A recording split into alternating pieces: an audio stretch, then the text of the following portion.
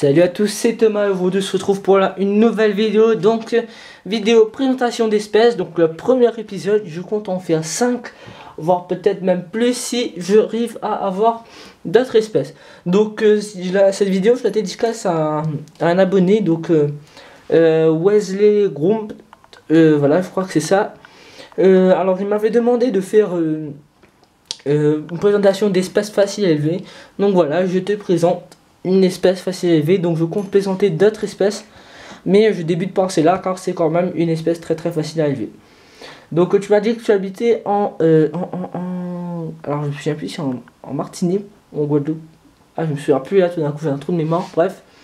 Voilà, donc du coup ce que j'ai fait, c'est que je te présente cette espèce. Je sais pas s'il y en a là-bas, mais bon je te la présente quand même. Donc c'est des Porcelius scabeurs. Voilà, donc avant de rentrer dans le vif du détail de l'élevage, on va d'abord décrire un petit peu ses origines. Donc il faut savoir que c'est un cloporte qui se trouve vraiment partout dans le monde, hein. Il s'adapte très facilement au changement de température, mais ne peut survivre avec moins de 70% d'humidité. Le Porcelius scabeur est très présent sur le continent européen, car toutes les conditions à sa survie sont réunies en fait. Tu vois, du coup il a une température comprise en 4 et 20 degrés et une humidité suffisante à sa survie. Donc du coup, voilà, il peut vivre vraiment très facilement et se reproduire vraiment sans problème. On peut trouver aussi facilement sur tous les continents, donc Afrique, Océanie, Amérique du Nord, Amérique du Sud, Asie, parce que voilà, comme j'ai dit en début de vidéo, c'est une espèce vraiment très facile d'adaptation. Voilà, généralement, c'est un cloporte qui n'a pas peur des habitations. Il n'a pas peur de l'homme, donc du coup, enfin, il a peur de l'homme, mais qui n'a pas peur de s'approcher des habitations. Donc du coup, on peut le facilement trouver dans le jardin ou carrément dans les maisons. Mais ça, c'est vraiment si votre maison a un trop fort taux d'humidité. Sinon, on peut aussi facilement trouver en forêt, donc tout ce qui dit les forêts froides. Alors, les forêts froides, c'est les arbres. Ce sont des forêts comment te dire, ce ne sont pas des forêts humides qui ressemblent à des jungles en fait. Ce sont des forêts qui ont généralement des arbres du style pin, platane, chêne. Voilà, des arbres du style comme ça, sapin. Les forêts froides généralement ont des grands arbres comme ça. Et ce sont des arbres généralement qui sont pas très humides. Tu vois, il y a de l'humidité, mais il n'y a pas une forte humidité comme les forêts humides du style Amazonie. Voilà. Donc maintenant, je vais vous parler un petit peu de sa description physique. Et pour ça, quoi de mieux de vous prendre un cloporte et de le filmer très facilement. Bon, alors ce que je vais faire, c'est que déjà, je vais prendre une petite plaque, voilà, et vous mettre ça dessus. Alors, je vais prendre un cloporte. Alors, je vais en prendre un facile à filmer. Voilà, donc lui, ça a l'air pas mal. Voilà, donc vous voyez comment c'était une vache très prolifique. Alors, je vais juste vous montrer un petit peu les... Voilà, là on voit super bien. Donc voilà. Là, vous voyez un peu les cloportes que j'ai. Donc voilà. Donc alors, faut savoir que c'est un cloporte vraiment très facile d'élevage. Et alors, il a des caractéristiques bien précises pour le reconnaître. Du coup, faut savoir qu'on l'appelle aussi cloporte rugueux. Pourquoi? Parce que si, alors je vais faire essayer de zoomer un petit peu. Alors, je suis désolé de la netteté, mais c'est toujours comme ça quand on zoome.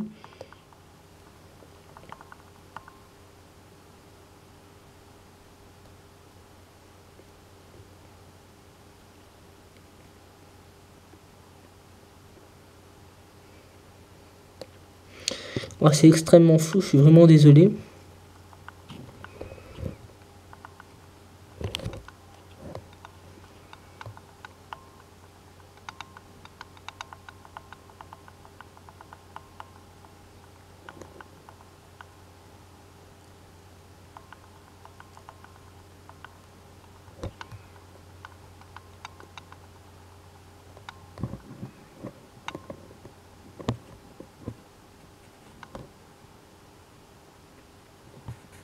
Donc je sais pas si vous voyez en fait. Mais en fait sur son corps, il y a des petites bosses. Donc de nombreuses petites bosses. Et donc ça lui donne un air un peu granuleux sur sa carapace. Du coup c'est pour ça qu'on l'appelle cloporte rugueux. Donc cloporte rugueux, alors pour ceux qui ne savent pas, son nom scientifique c'est Porcellus scabeur. Hein. Donc porcellus ça veut dire petit cochon. Et scabeur rugueux. Voilà, petit cochon rugueux. Bon, voilà, je vois pas pourquoi ça on l'appelle petit cochon. Mais c'est comme ça qu'il s'appelle.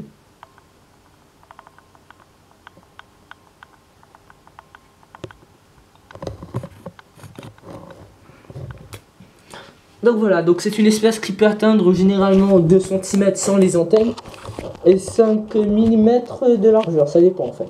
Ça je suis pas vraiment très sûr, j'ai fait une approximative. C'est pas approximativement ça, hein. Je suis pas vraiment sûr. Pour les couleurs du Porcellus scabeur, vous pouvez voir qu'il y a vraiment plein de couleurs. Mais il y a les couleurs spécifiques, alors c'est généralement le gris acier du style, comme eux en fait. Comme celui-là, là. Alors, je vais prendre une pince, ce sera beaucoup plus facile. Voilà, comme ça. Alors, j'ai peut-être une petite idée pour que vous puissiez voir la porosité sur et les bosses sur son dos. Je vais prendre des loups, parce que j'ai des loups, donc autant en profiter.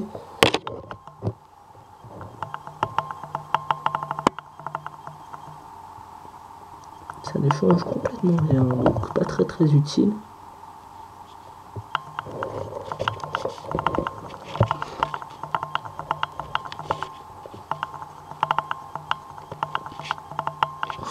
Bon, ça fait un bail que je vais utiliser la loupe, du coup elle est pas super propre non plus.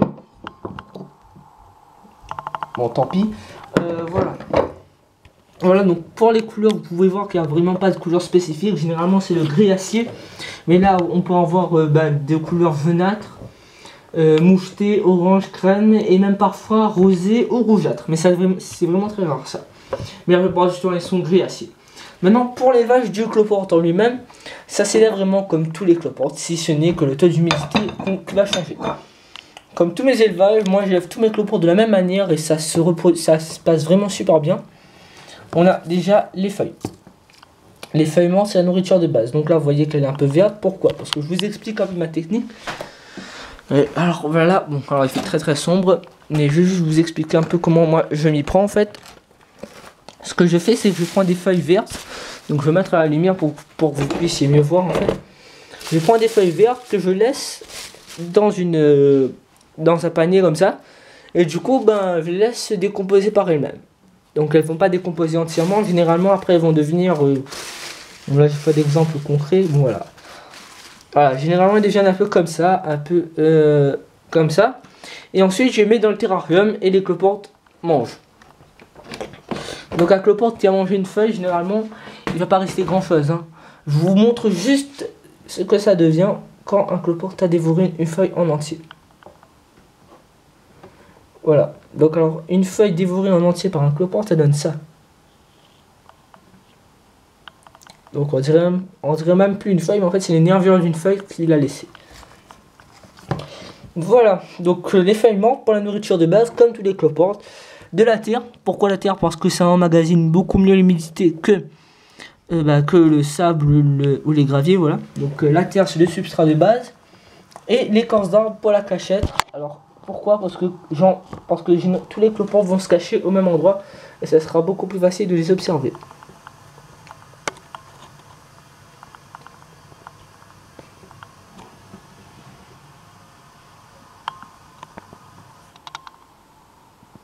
Magnifique l'image par contre.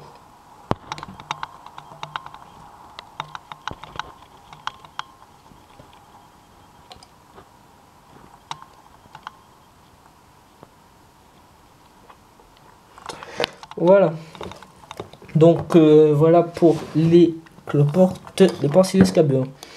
Voilà, donc l'écorce d'arbre pour la cachette, j'en mets qu'un seul. Au moins tous les cloportes vont se concentrer dans un endroit, ce sera beaucoup plus facile de les observer comme tout élevage de cloportes. Donc voilà, donc la nourriture et tout ça reste exactement la même chose, si ce n'est que le taux d'humidité qui change. Donc moi j'humidifie une fois le matin, mais quand j'humidifie vraiment très bien. Pourquoi? Parce que regardez, la terre va rester humide. Je vais vous donner un exemple, là je déterre.